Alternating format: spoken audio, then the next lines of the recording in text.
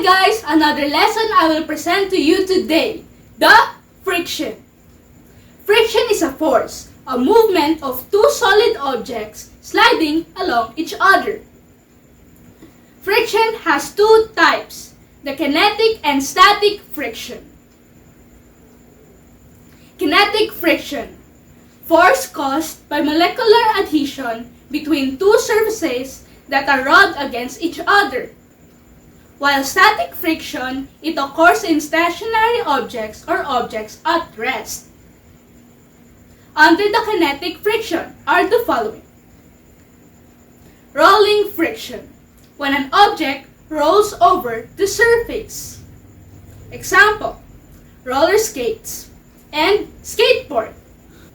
Sliding friction, also called dry friction, occurs when two objects rub against each other or slide against each other.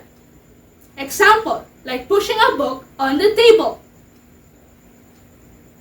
Fluid friction, friction between moving objects and a liquid or between an object moving in the air.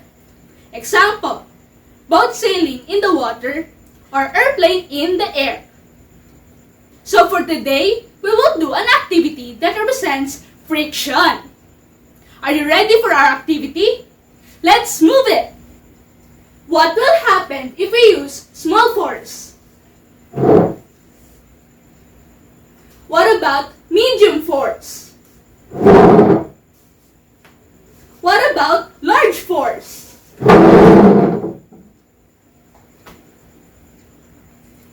As I observed, small force. Using small force gives a small orbit movement on the table. While medium force, the table moves some distance because of the force I gave to the table. Meanwhile, large force, wow! I feel like a superhero!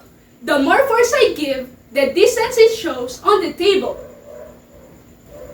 Here are some questions.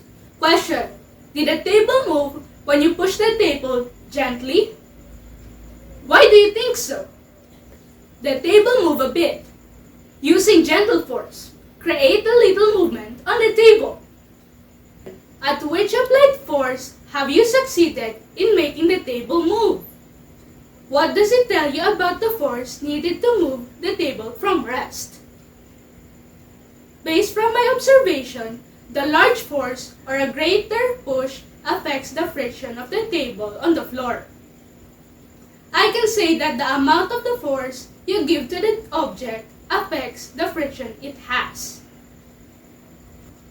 Two forces are acting in the opposite direction as you push the table. One when the table is not yet moving, and the other one when the table is already moving. What are these forces, and what is the difference between them? The two kinds of forces are the static and kinetic.